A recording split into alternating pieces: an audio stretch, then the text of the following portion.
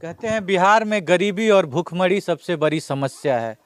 हर उभरता हुआ युवा आज इस समस्या से जूझ रहा है, समस्या को पार पाने की कोशिश कर रहा है। इसी समस्या से लड़ता हुआ एक युवा अपने घर की समस्या को दूर करने के लिए, अपने घर के गरीबी और बेरोजगारी को दूर करने के लिए आज से कुछ दिनों पहले एक ई रिक्शा खरीदता है। ई रिक्शा खरीद करके कुछ पैसे कमाता है, पैसे बचा बचा करके रखता है। क्योंकि गरीब लोग होते हैं, इसीलिए जहाँ से पैसे आए वहाँ से पैसे आने का जुगाड़ करते रहते हैं। इसके लिए किसी किसी को वो पैसा उधार पे दिए होते हैं और बढ़ा करके कुछ पैसा लिया जाता है। बोलचाल की भाषा में इसे सूद ब्याज पर पैसा लगाना कहते हैं। आप इसे ये मत समझिएगा कि वो कोई बहुत बड़ा साहूकार है जो लाखों करोड़ों का बिजनेस डील करता था। बात कुछ 40-50 हज़ार, 10 हज़ार, 20 हज़ार ऐसे ही रुपयों की होती थी। उनके पापा ने कुछ दिन पहले ज़मीन खरीदने की बात की, बेटे से पैसे की मांग की। बेटा ने कहा, पापा आप भरोसा रखिए, हम आपको वो पैसा ला करके देंगे जितने की आप ज़मीन खरीदिएगा। आप सोच रहे होंगे कि ये सारी घटना हम आपको क्यों बता रहे हैं, एक कहानी हम आपको क्यों सुना रहे हैं। जी हाँ, ये कहानी हम आपको इसलिए सुना रहे हैं क्योंकि आज एक परिवार अपने बेटे को खो चुका है, एक परिवार सूना रह गया है और वो जो घर का कमाने वाला बेटा था आज वो घर में मौजूद नहीं है। किसी पैसे के लालची व्यक्ति के द्वारा उस लड़के को खत्म कर दिया गया है। वो लड़का मौजूद नहीं है। अभी आपको दिखाएंगे, उनके परिवार को लेकर के चलेंगे। आप बने रहिएगा हमारे साथ, वीडियो में आपको दिखाएंगे कि इस परिवार की अभी क्या हालात हो गई है। एक इकलौता बेटा कमाने वाला जो घर को चलाता था के पास। आइए सबसे पहले उनकी माँ के पास ले चलते हैं, पूछते हैं कुछ बात। देखिए ये माता जी हैं, बोलने की हालत में नहीं है। आप सोच सकते हैं जिसका जवान बेटा खत्म हो गया हो, जो घर का सहारा था, उस माँ पे क्या बीत रही होगी। अभी हम इनसे सवाल करेंगे। सवाल करना नहीं चाहिए, पूछना नहीं चाहिए, लेकिन हमारा काम है, हमको करना पड़ता है, जाना पड़ता है ऐसी जगहों पे। माफ़ी चाहेंगे माता जी, लेकिन पहले अहाँ शांत भए जाइए माता जी। अहाँके बेटा के फोन करने रहे, फोन करी के बोलेलकै आ केना खत्म करी देलो गेले। नाम नहीं कहलकै हमर बाबू, नाम नहीं बतेलकै कि के फोन कहलिए जे बाबू रे के बारंबार फोन करे छो तो नाम नहीं कहलकै फला आदमी करे छे। अच्छा, नाम नहीं बतेलकै। नहीं बतेलकै हमर बाबू, नहीं बतेलकै तो अब फोन करके राख फोन, हम आबै छियै, तैयार में छियै, तैयार में छियै, तोरे घर पर रात के रहबो। दूगो पानी में बुनिया लेलकै, अब ककरा ककरा ओहिठिना देलकै से तो हमरा नहीं छै पता। हम तो एते छियै, उ वातावरण कहतियै तब ने। एकरा बहिना के भाई के ससुराल रहे ना। केकरा घर में ओकर बॉडी मिलले मैया जी? अब तक हमरा पता नहीं छै ओ बाबू जी। कहाँ मिला दीदी उनका बॉडी? हम लोग नहीं जानते। आप लोग नहीं गए थे? हम लोग नहीं गए थे। मतलब घर में बात हुई होगी ना, पता हुआ होगा ना? नहीं नहीं, हम मेरे पापा लोग भी नहीं गए थे। हम लोग जी जी जी। बॉडी मिला बोधी राजभर के दरवाजे पे। बोधी राजभर के दरवाजे पे मिला। उसी के घर में एक दिन पहले वो रुके हुए थे, 25 तारीख को। 25। आप लोगों को मन में ये संशय होता है कि शायद उसको कोई पैसा दिए होंगे, मांग रहे होंगे, नहीं देने के एवज में वही लोग इस तरह की घटना को बस बस यही बात है, यही बात है, यही बात है जी। आप लोगों को कब फोन आया था? हम लोग को वो लड़का है ना, उसको 9 बजे रात में फोन किया तो 9 बजे रात को गया गाड़ी से। गया तो वहाँ पे देखा, मतलब पूरे मतलब जान चला गया, बुझिए जान चला गया, थोड़ा सा बचल था जान। अच्छा, जब आप लोग गए थे तो उस समय उनका जान बचा हुआ था, वो थे, मतलब जान बाकी था सब? हाँ, हल्का मनस। आपको फोन कब आया था? फोन आया 9 बजे लगभग। आप लोग पहुंचे कब? 1 घंटा लेट। 1 घंटा तक, 1 घंटा के बाद आप लोग वहां पहुंचे। उससे पहले उन लोगों को पता चला कि इस लड़का का हालत खराब है, मुंह से झाग निकल रहा है।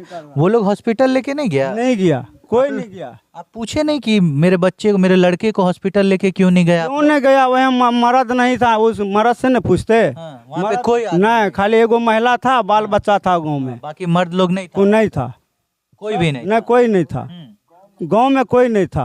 अगल बगल का दूसरा जाति आ करके, मतलब भोर में सुबह में सब आया देखने के लिए।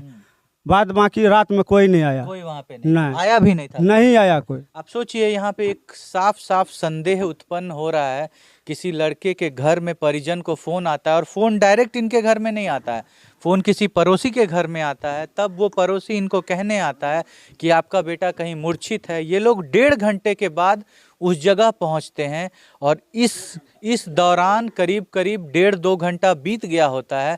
तब तक वो लड़का वहाँ पे मौजूद है, जिंदा रहता है, लेकिन वहाँ जो आदमी लोग थे उन लोगों ने ना तो कोई उपचार करने की कोशिश की, ना उनको हॉस्पिटल ले जाने की कोशिश की, ऐसे ही उनको मूर्छित वहाँ पे छोड़ दिया गया।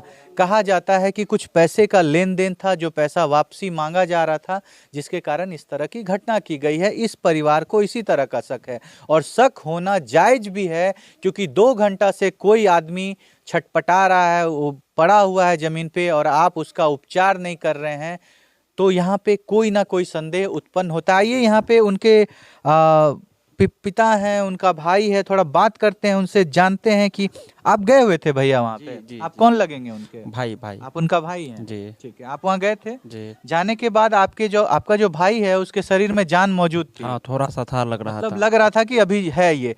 आपको क्या लगता है, अगर सही समय पे उसको डॉक्टर के पास ले जाया जाता तो आज आपका भाई मौजूद होता? जी, 200%। तो आपको लगता है कि उन्हीं लोगों पे संदेह जा रहा है जिसके घर में ये बॉडी मिली हुई है? जी, एकदम उन्हीं लोगों पे जा लग रहा है। पैसे के लेन देन के कारण खत्म किया गया है। जी, क्या हुआ था, आप पूरी घटना को बताइए। उस दिन कैसे आपको फोन आता है, कितने देर में आप पहुंचते हैं? देखिए, लगभग 9:15 बजे के समथिंग में फोन आता है। मेरा पड़ोसी के मतलब ज्ञानदेव चाकन, तो वो जैसे मेरे भाई मिथिलेश भाई को फ़ोन करते हैं, वो हमको फ़ोन किए। हम जो है निकले वहाँ पर, बड़े पापा को हम उठाने आए थे, तो बड़े पापा जो है पूरा मतलब तबीयत खराब था। तो हम सोचे कि उस सही समय नहीं है बताना, क्योंकि उस समय में हमको भागना था, वहाँ पहुँचना था बहुत जल्दी से जल्द। वहाँ जैसे गाड़ी किए 4 चक्का करके पहुँचे वहाँ लगभग 10 बजे। पूरा झांक लगा हुआ था, पूरा बेहोश था। चाचा गया वहाँ पर, झांक के पूछता है, देखता है, तो वो कह दिया कि अब ये नहीं रह था। उसके थोड़ा देखा तो थोड़ा चल रहा, थोड़ा जो मतलब हो वो मतलब जो है अब नहीं रहेगा। जैसे हम लोग उसको गाड़ी पर बैठा के उसको बस उपचार के लिए ले जाते, तो वहाँ से तो लगभग आ रहा था डॉक्टर साहब। हम लोग सब कुछ साथी नहीं, दर से लेके चल कोशिश किए कि अगर हो जाए तो वहीं उपचार होने लगेगा स्टार्ट। तो वो जो है वहाँ बगल में उसको चेक किया, थोड़ा सा हटके चेक किया गाड़ी पे, तो वो देखा नहीं है, नहीं मौजूद, नहीं खत्म हो गया। सोचिए, एक फोन आता है किसी और के घर, वो किसी और को फोन करते हैं, फिर घर में जानकारी दी जाती है, फिर लोग यहाँ से गाड़ी करते हैं, गाड़ी करके उस घटना स्थल पे पहुँचते हैं, तब तक वो व्यक्ति जिंदा रहता है। और जिस जगह पे वो व्यक्ति मौजूद रहता है, जो लोग वहाँ पे मौजूद रहते हैं, जिन्होंने उनको अपने घर में बुलाया हुआ रहता है, जिसके घर में वो एक दिन पहले रुके हुए होते हैं, जिससे पैसे की मांग हो रही होती है, वो व्यक्ति उसको हॉस्पिटल नहीं ले जाता है, उसका किसी तरह का इलाज नहीं करता है। यहाँ से आप लोगों को साफ साफ स्पष्ट हो रहा है कि किसी न किसी तरीके से, कहीं ना कहीं से वही लोग इस घटना को जिम्मेदार हैं। इन लोगों के मन में एक संशय है, जो ऑफ कैमरा इन्होंने हमें बताया, वो हम आपको बता देते हैं। ये लोग कह रहे हैं कि उनको कोई खाना खिलाया गया, उस खाने में शायद कोई ऐसी नशीली पदार्थ या कोई ऐसा पदार्थ मिलाया गया जिससे किसी व्यक्ति का खात्मा किया जा सके, जिससे कोई व्यक्ति खत्म हो जाए। क्या ऐसा ही आप लोगों को लगता है ना चाचा? देखिए, ये वही लाचार पिता है, इन्हीं का वो बेटा था जो आज मौजूद नहीं है। ये वही पिता हैं, आज बहुत दुखी हैं, रो रहे हैं। आप देख सकते हैं इनकी हालत लगातार गंभीर बनी हुई है। एक जवान बेटा जिसको बचपन से पाल पोस के इन्होंने बड़ा किया था, आज वो बेटा इनके बीच मौजूद नहीं है। क्या हालात होगी इनकी, आप समझ सकते हैं। कोई भी पिता इस बात को अच्छे से समझ सकता है कि क्या हालात होगी अभी इस पिता की। आप देख रहे हैं लगातार लाचार मुद्रा में ये पिता मौजूद हैं। पूछते हैं इनसे, आपको क्या लगता है चाचा, कौन है इस घटना के पीछे? घटना के पीछे तो नहीं बता सकेंगे, पहले आप रोइए मत, शांत हो जाइए। नहीं बता सकेंगे जो कौन है। कारण कह कर के नहीं गया जो हम फलना जगह जाते हैं। आप लोगों को नहीं बताया गया? नहीं बताया, नहीं गांव का नाम बताया, नहीं कहीं किसी का नाम बताया। बस माने हम तो बुखार से इस रूम में सोए हुए थे। उधर बात हम जानबो नहीं करते हैं कब आया था 26 तारीख को, कब माँ से प्रसाद लिया दोनों के लिए गया, कब गया नहीं गया। बीमार से हम ये हो गए थे, पूरा बीमार पड़ गए थे। उसके बाद जो है ना, जो बाद में हमको 9 बजे रात में मालूम हुआ, यही भतीजा हमको आया उठाने के लिए, पापा कि भाई जी से नहीं कहे ले कहलकै कि पापा हो उठो ने एकटा काम छै। कहली की बात छियै रे? बोल ना, हमरा उठल नहीं जाए छै, बुखार से देह जल जल करे छै, ठंडा तो हमरा आपको लगे। पूरा फीवर था उस फीवर था उस समय, पूरा फीवर था। ये इसी घर में सोए हुए थे, खिड़की लंग से वो हमको उठाया, अकेले सोए हुए थे। बस ये देखते हैं गोली टेबलेट जी जी। वही टेबलेट खा करके हम सोए हुए थे, और पूरा अभी भी फीवर है।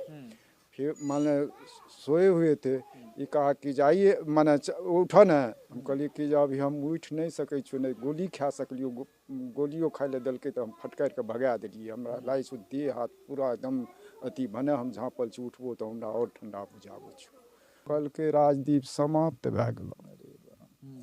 हम तखनी से हमर नींद और बुखार पर नींद हमर गोल भए गेलै। या बात होला भए गेलै सर।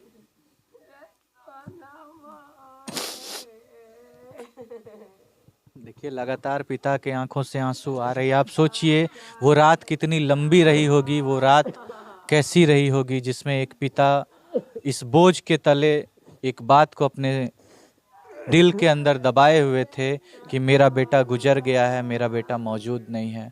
आप देख सकते हैं वो जवान लड़का इनका बेटा था, और आज किसी पे विश्वास, 4 चक्का लेता कमा करके उसको हम फ्री कर दिए थे। बहुत मेहनत करता था। 4 चक्का के खातिर हमको पैसा नहीं देता था। उसको हम भी बोल दिए जो और भी हम मदद भी कर देंगे, तुम नहीं दो हमको कमा करके, कभी इमरजेंसी पड़ेगा तो तुम देना। आप क्या कहना चाहेंगे इस वीडियो के बारे में? आप क्या कहना चाहेंगे इस परिवार के हालात के बारे में? कैसे रहेंगे ये माता पिता जिनके जवान बेटे को ख़त्म कर दिया गया है? हम छोड़ जाते हैं आपको इन सारे सवालों के साथ। आप अपने विचार को, अपने राय को कमेंट में ज़रूर रखिएगा, हमें आपके कमेंट का इंतज़ार रहेगा। मिलते हैं आपसे नेक्स्ट केस में, नेक्स्ट वीडियो के साथ। तब तक आपसे अलविदा लेते हैं। जय हिंद, जय भारत।